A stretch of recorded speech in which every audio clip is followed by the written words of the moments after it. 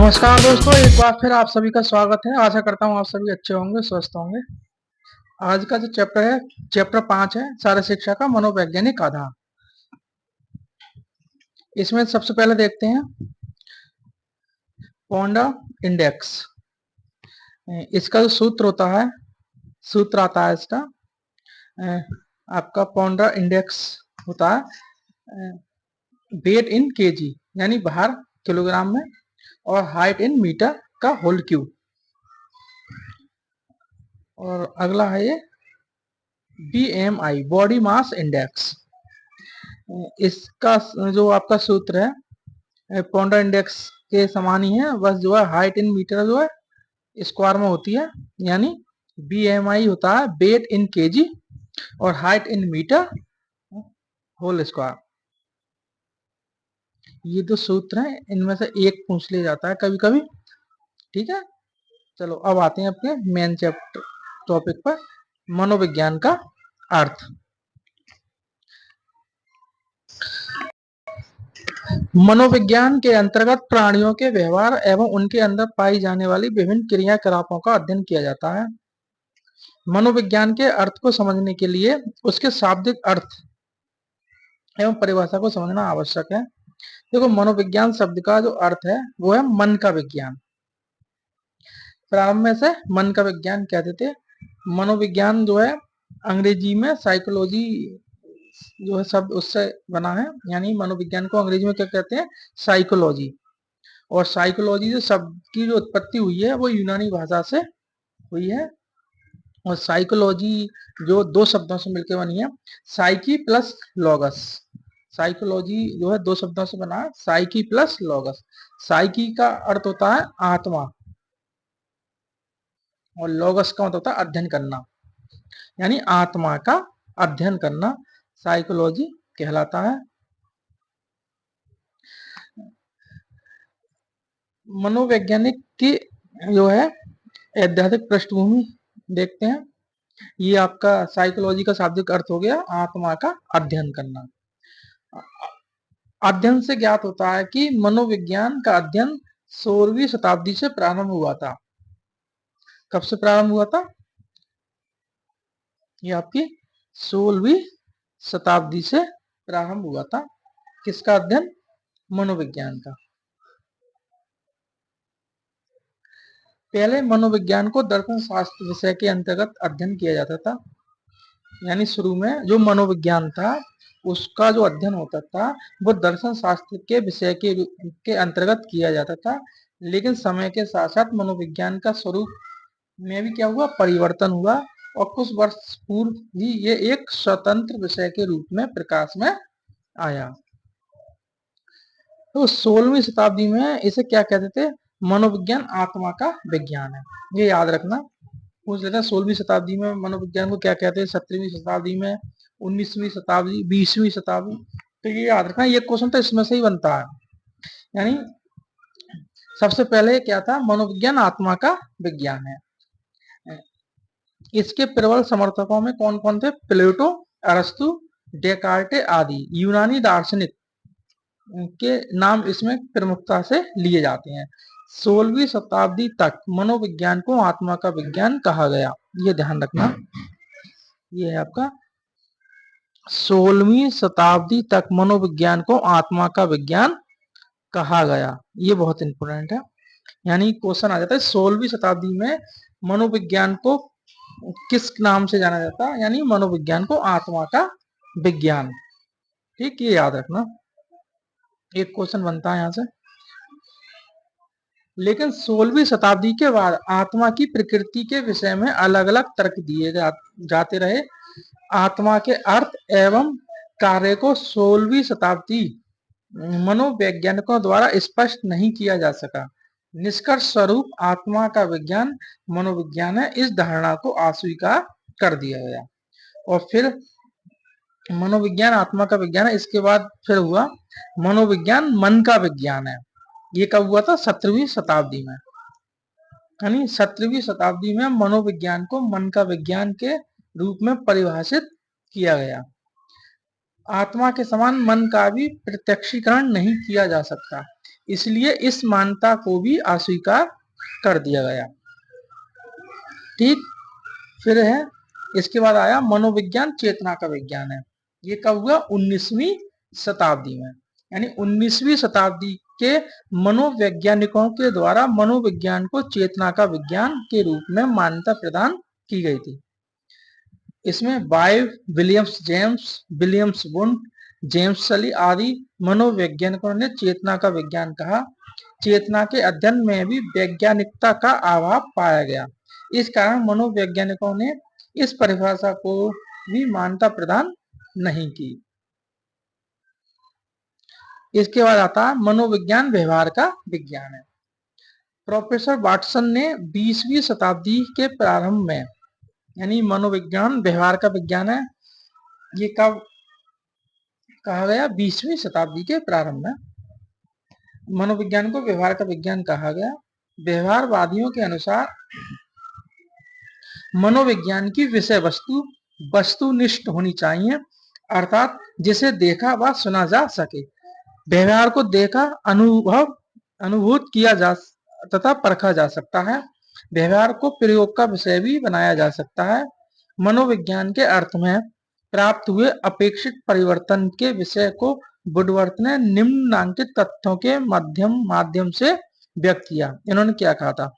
सर्वप्रथम मनोविज्ञान ने अपनी आत्मा का त्याग किया, 16वीं शताब्दी। फिर उसने अपने मन का त्याग किया, 17वीं शताब्दी। इसने अपनी चेतना का त्याग किया, 19वीं शताब्दी। अब ये व्यवहार की विधि को स्वीकार करता है। ठीक, मनोविज्ञान की परिभाषाएं देखते हैं। क्रो के अनुसार क्या है मनोविज्ञान?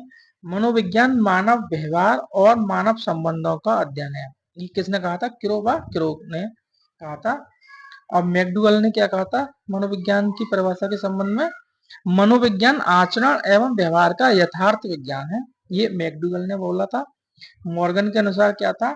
मनोविज्ञान मानव एवं पशु व्यवहार का विज्ञान है। देखिए ये चीज याद रखना नोट में, ये जो है इनमें से एक क्वेश्चन बन जाता है, ये बहुत इंपॉर्टेंट है। यानी 16वीं शताब्दी में मनोविज्ञान को क्या कहते थे? मनोविज्ञान आत्मा का विज्ञान है। 17वीं शताब्दी में मनोविज्ञान मन का विज्ञान है। 19वीं शताब्दी में मनोविज्ञान चेतना का विज्ञान है। 20वीं शताब्दी मनोविज्ञान व्यवहार का विज्ञान है। स्क्रीनशॉट भी ले लेना इसका, ये बहुत इंपॉर्टेंट है, इसमें एक क्वेश्चन बन सकता है। याद रखना 16वीं शताब्दी में मनोविज्ञान आत्मा का विज्ञान, 17वीं शताब्दी मनोविज्ञान मन का विज्ञान, 19वीं शताब्दी मनोविज्ञान चेतना का विज्ञान, 20वीं शताब्दी मनोविज्ञान व्यवहार का विज्ञान। ठीक, अब देखते हैं सीखने के नियम एवं सिद्धांत।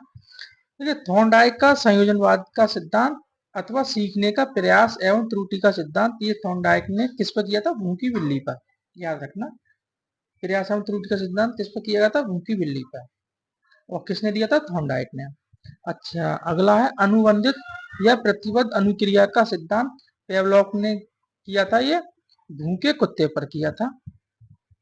अंतर्दृष्टि या सूझ का सिद्धांत, ये सिद्धांत जो है गेस्टाल्टवादी मनोवैज्ञानिकों की देन है। ठीक है, यानी कोई पूछे आपसे कि गेस्टाल्टवादी सिद्धांत किसकी देन है, तो इसका जो प्रमुख प्रणेता है वो मैक्स वर्दीमन है।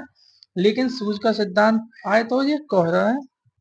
और जर्मन भाषा में गेस्टाल्ट का अभिप्राय होता है समग्र आकृति या पूर्णाकार का सिद्धांत आए तब भी यही है आपका गेस्टाल्टवाद का सिद्धांत। ठीक है, समग्र आकृति या पूर्णाकार सिद्धांत के नाम से भी आ सकता है। सूझ का सिद्धांत में कोहलर ने जो आपका जो किया था वो किस पे किया था?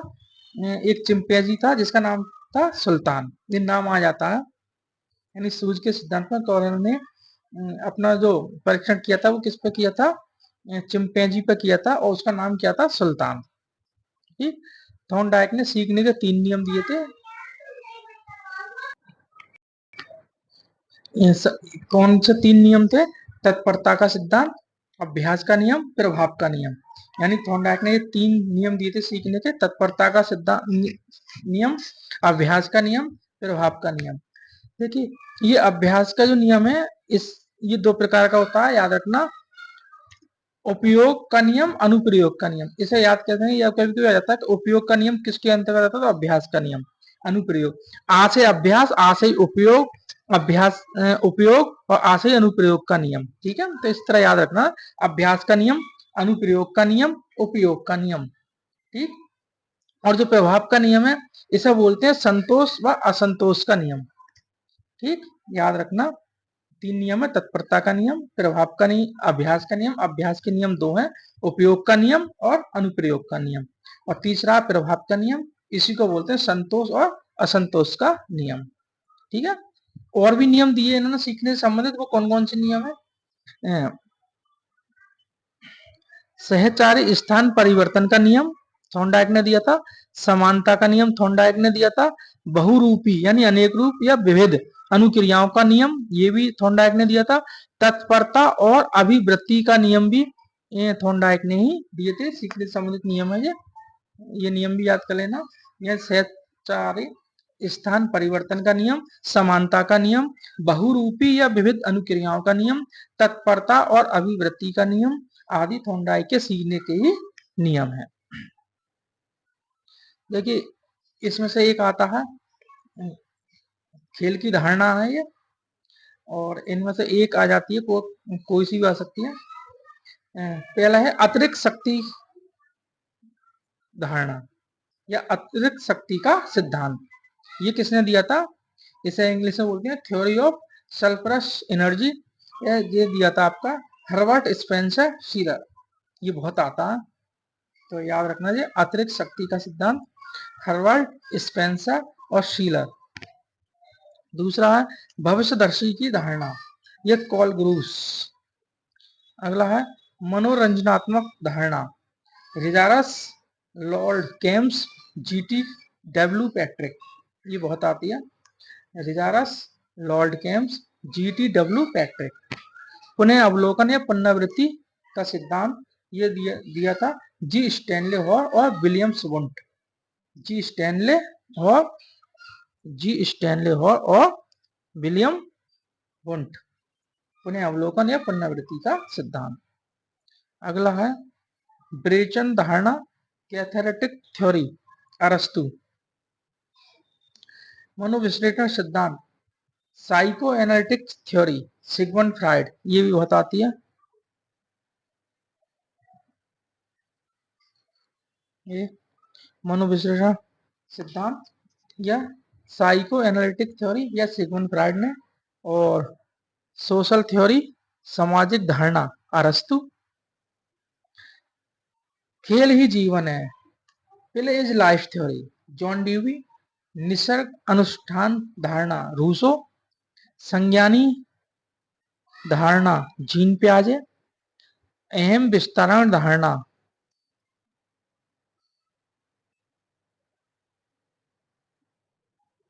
अहम विस्तारण धारणा, ये लेंज कलेपाड़ी। और सहज प्रवृत्ति धारणा, विलियम्स मैकडूगल। ये है, तो ये चैप्टर का नाम था आपका शारीरिक शिक्षा का मनोवैज्ञानिक आधार। साइकोलॉजी का फाउंडेशन ऑफ फिजिकल एजुकेशन, बहुत अच्छा चैप्टर है। इसमें से पॉन्डर इंडेक्स और आपका वीएमआई बॉडी मास इंडेक्स, मनोविज्ञान, मनोविज्ञान की परिभाषा। मनोविज्ञान दो शब्दों से मिलकर बना, साइको प्लस लॉगस, यानी आत्मा का अध्ययन करना। और इसमें से ये क्वेश्चन बहुत इंपॉर्टेंट है, इसमें से एक ये पूछ लिया जाता है कि 16वीं शताब्दी में मनोविज्ञान को क्या कहते थे, 17वीं में, 19वीं और 20वीं शताब्दी में क्या कहते थे। ठीक, इन्हें याद कर लेना। और अतिरिक्त शक्ति, भविष्यदर्शी की धारणा, मनोरंजनात्मक सिद्धांत, इनमें से एक पूछ लिया जाता है किसने लिखी है ये। तो इस चैप्टर में इतना ही है, काफी अच्छा चैप्टर है, छोटा चैप्टर है, इसे देख लेना एक बार। अब मिलते हैं अगले चैप्टर के साथ नई वीडियो में, तब तक के लिए नमस्कार।